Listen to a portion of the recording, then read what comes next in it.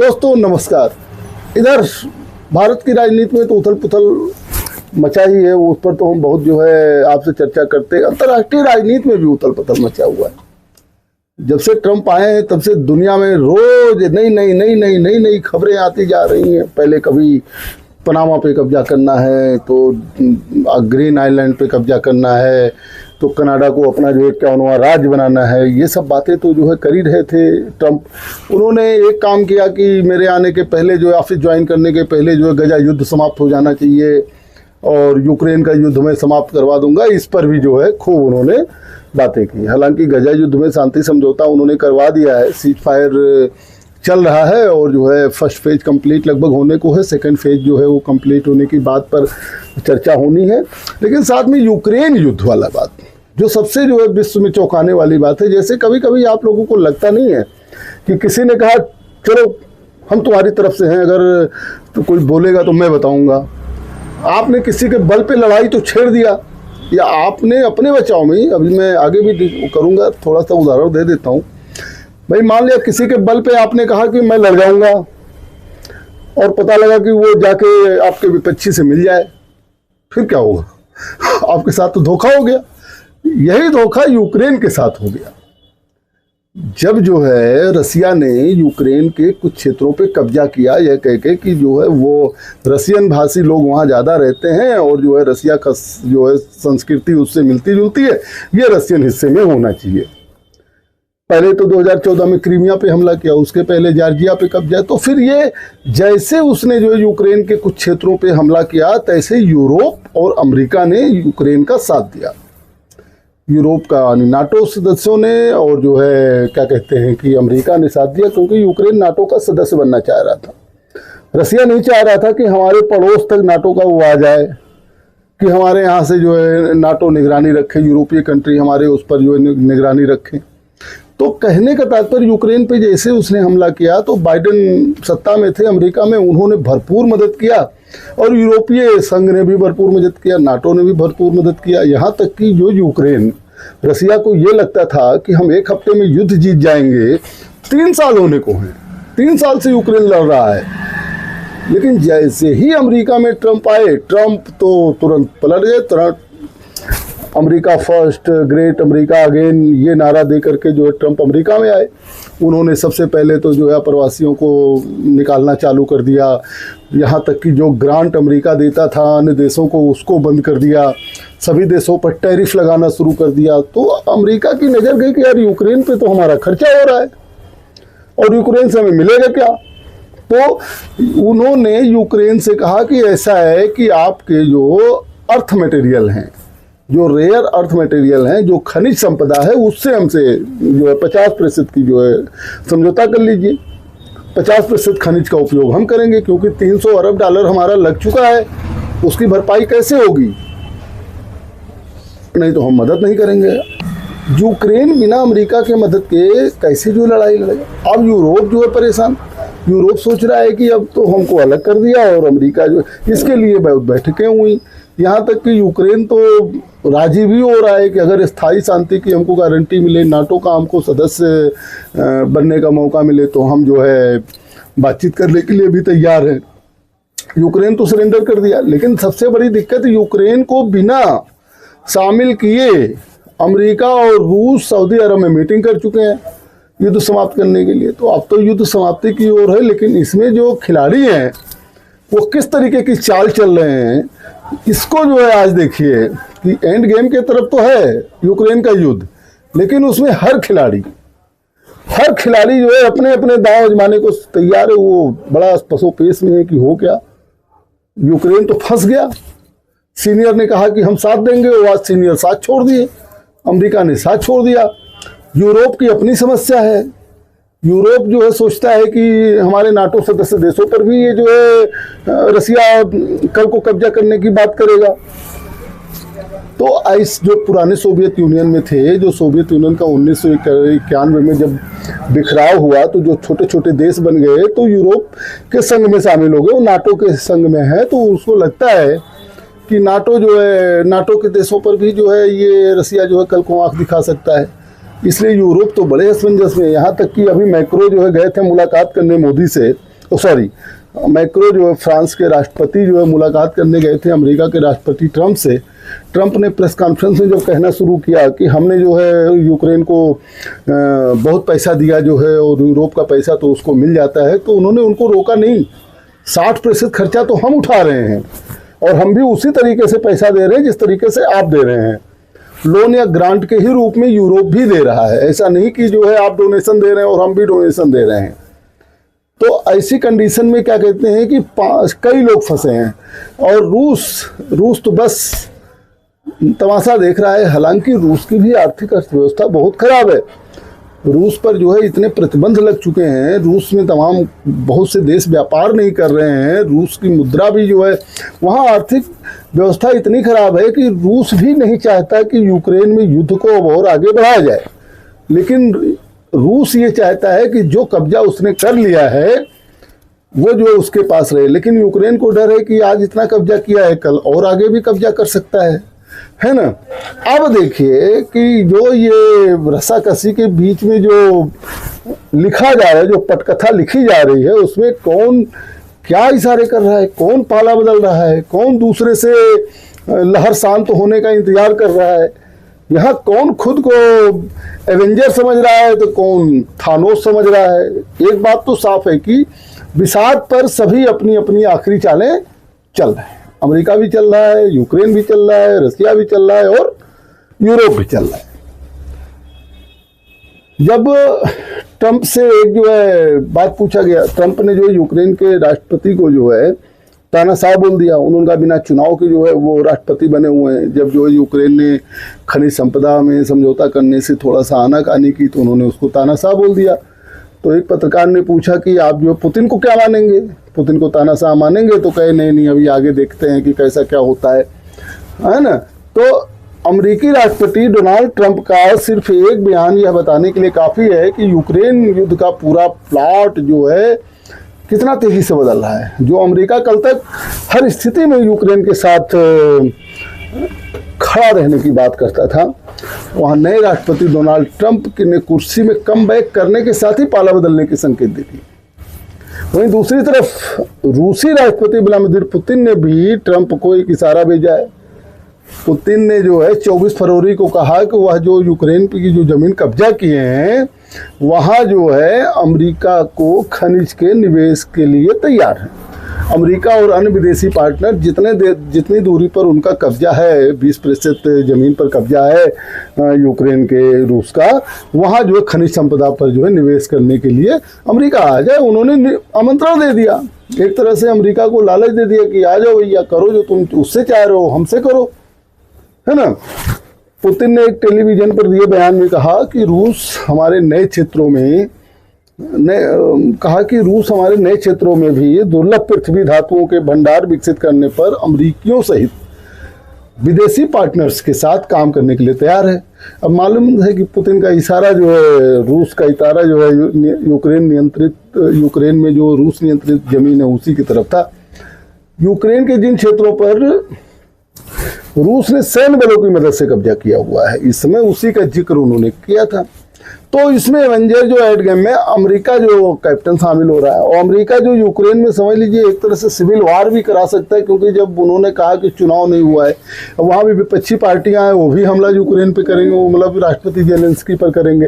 Zelensky ने तो कहा कि स्थायी शांति की बात करो, हम पद छोड़ने को तैयार हैं, है ना। तो पश्चिमी अलायंस को चकमा देकर डोनाल्ड ट्रंप रूस को अपने साथ लाने का इशारा कर रहे हैं। ऐसा लग रहा है कि अमेरिका फर्स्ट का बैनर उठाए डोनाल्ड ट्रंप रूस को अपने खेमे में खींचकर दुनिया में नए ग्लोबल ऑर्डर को आकार देने की कोशिश में जुटे हुए हैं। राष्ट्रपति के 24 घंटे के अंदर यूक्रेन रूस खत्म करने का चुनावी वादा करने वाले ट्रंप किसी भी कीमत पर शांति वाली डील करना चाहते हैं, भले ही यूक्रेन को विलेन बताकर क्यों ना हो, यूक्रेन को ही तानाशाह बताकर क्यों ना हो, लेकिन शांति होनी चाहिए, है ना। ट्रंप की टीम यह मानती है कि यह युद्ध दरअसल शीत युद्ध के बाद नाटो के विस्तार के लिए अमेरिका के प्रयास का परिणाम है। शीत युद्ध के बाद रूस जब कमजोर पड़ा तो अनियंत्रित अमेरिकी प्रभुत्व के बीच रूस को इतना पीछे ढकेल दिया कि वह फिर से खड़ा होने के बाद यूरोप की सबसे संवेदनशील कड़ियों को चुनौती देने लगा। 2008 में जॉर्जिया, 2014 में क्रीमिया और 2022 में पूरा यूक्रेन ही वार फ्रंट बन गया।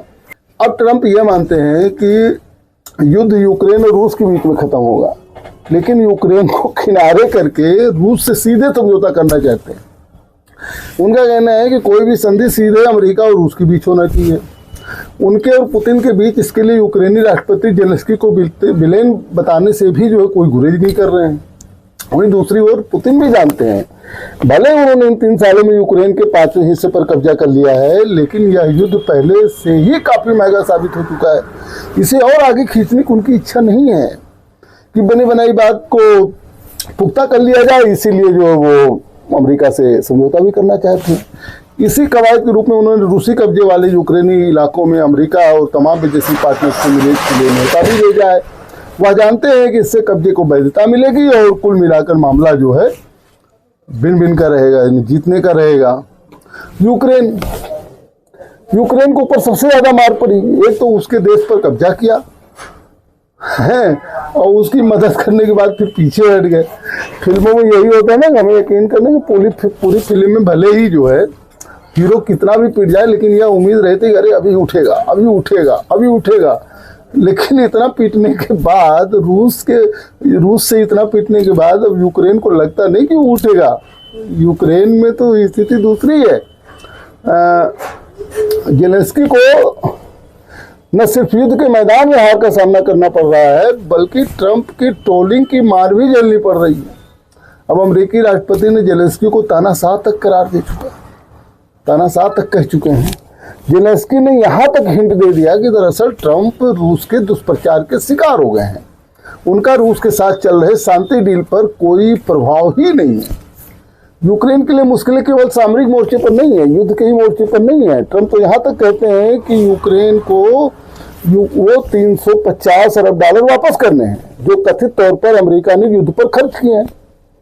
ट्रेजरी सचिव स्कॉट बेसेंट को अमेरिकी समर्थन के बदले में यूक्रेन के खनिज भंडार तक पहुंच पर बातचीत करने का काम भी सौंप दिया है अमेरिका ने। अमेरिका के ट्रेजरी सचिव हैं जिनका नाम है स्कॉट बेसेंट, उनको ये सौंप दिया है काम कि यूक्रेन से बात करो, यूक्रेन के खनिज संपदा से कैसे समझौता हो, इसको जो है आप पूरा करवाओ ताकि 350 अरब डॉलर जो हमारा लगा हुआ है वो हमको वापस मिल सके। अमेरिका सबको मदद रोकने के चक्कर में अब पता नहीं क्या। अच्छा, अमेरिका मदद क्यों करता था इसके बारे में बाद में एक प्रोग्राम बताऊंगा कि पूरे दुनिया में अमेरिका मदद क्यों करता था।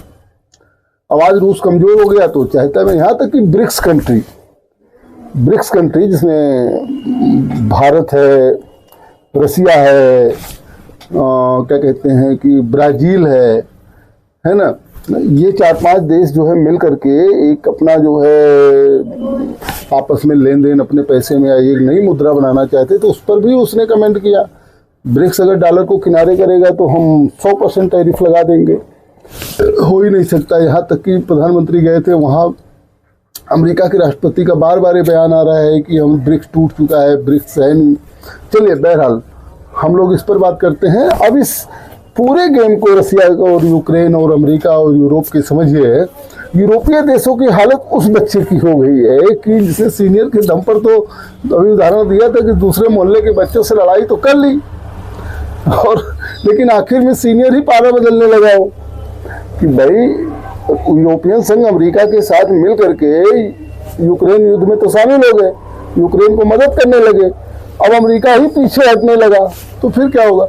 ट्रंप अपने सभी यूरोपियन पार्टनर्स को बाईपास करके शांति समझौता करने निकले। अरे भाई, यूरोपियन संघ को भी बुला लिए होते, लेकिन नहीं, उनका कहना बस अमेरिका और रसिया में शांति समझौता हो जाए और यूरोप को मानना ही पड़ेगा, क्योंकि यूरोपीय संघ को अमेरिका इतना मदद करता है, यूरोप मानेगा नहीं तो जाएगा कहाँ। 17 फरवरी को फ्रांस के राष्ट्रपति इमैनुअल मैक्रो ने यूक्रेन के लिए सुरक्षा गारंटी पर चर्चा करने के लिए पेरिस में एक आपातकालीन शिखर सम्मेलन बुलाया और तमाम यूरोपीय नेताओं की मेजबानी की। लेकिन इसके एक दिन बाद ही जब अमेरिका और रूस के शीर्ष डिप्लोमेट सऊदी अरब में बात करने बैठे तो न तो मेज पर यूक्रेन था और न तो यूरोपीय संघ को बुलाया।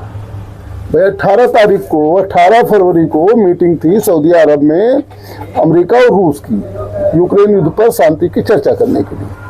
लेकिन उसमें ना यूक्रेन को बुलाया गया ना यूरोपीय संघ को बुलाया गया, जबकि उसके पहले यूरोपीय संघ जो है एक मीटिंग करके जो है सुरक्षा गारंटी पर जो है वो चर्चा भी किया था। वही चाहते भी थे यूक्रेन को सुरक्षा मिले, गारंटी मिले, तब तो जो युद्ध खत्म हो। लेकिन नहीं, दोनों को नहीं बुलाया, बाईपास करके रूस से जो है अमेरिका समझौता करने चला गया। देखिए, यूरोपीय देशों की मुश्किल यह है कि सिर्फ अमेरिकी हितों की बात करते ट्रंप की वजह से अब उन्हें अकेले रूस की क्षेत्रीय महत्वाकांक्षाओं से निपटना होगा। सोमवार को यानी 24 फरवरी को जब फ्रांस के राष्ट्रपति इमैनुअल मैक्रों ने व्हाइट हाउस में अमेरिकी राष्ट्रपति डोनाल्ड ट्रंप से मुलाकात की तो उन्होंने कहा कि यूक्रेन में कोई भी शांति समझौता सुरक्षा गारंटी के साथ होना चाहिए।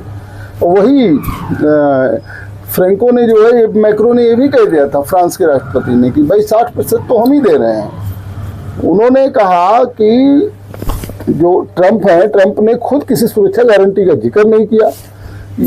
इसकी जगह उन्होंने कहा कि यूक्रेन में शांति सुनिश्चित करने में जो खर्चा आ रहा है उसका भुगतान यूरोपीय देशों को करना होगा, ना कि केवल अमेरिका को। यानी कुल मिलाकर यूरोपीय देश सकते में दिख रहे हैं। यूरोपीय देश और अमेरिका दोनों ही चाहते हैं कि यूक्रेन रूस युद्ध खत्म हो, लेकिन अलग अलग तरीके से चाहते हैं।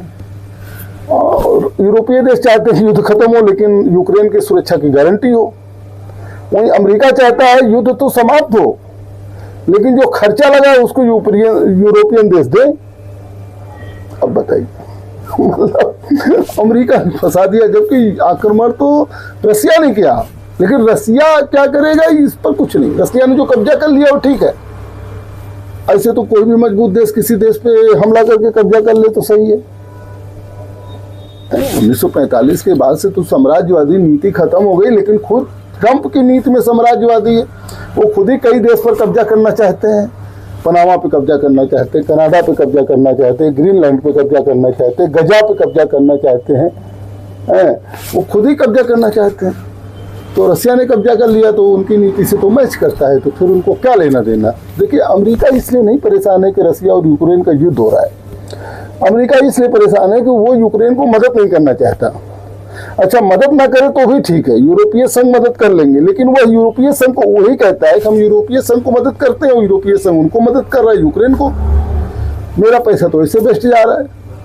और वो कहता है कि जो पैसा हमने मदद किया वो कैसे वापस आएगा। बाइडेन प्रशासन में जो पैसा यूक्रेन को दिया गया था या जो हथियार दिए गए थे उसकी रिकवरी कैसे होगी। अमेरिका इसके लिए परेशान है। तो अब चीन देखिए, चीन खुश है। चीन तो बस देख रहा है कि क्या होगा। चीन अभी इस गेम में जो है वो खामोश खिलाड़ी की तरह है। रूस पर उसकी निगाहें टिकी हैं। इसकी एक वजह यह भी है कि उसने रूस में उसने जमकर पैसा लगाया है। चाइना ने दोनों देशों के बीच 2023 में द्विपक्षीय व्यापार 240 बिलियन अमेरिकी डॉलर तक पहुंच गया है, या एक साल के अंदर यानी 2022 से 26.3% की वृद्धि हो गई है। ऐसे में बात समझ लेनी चाहिए कि इस समाप्त होते हुए गेम में अभी चीन भले खामोश है, लेकिन वह ऑब्जर्वर से कहीं ज्यादा है।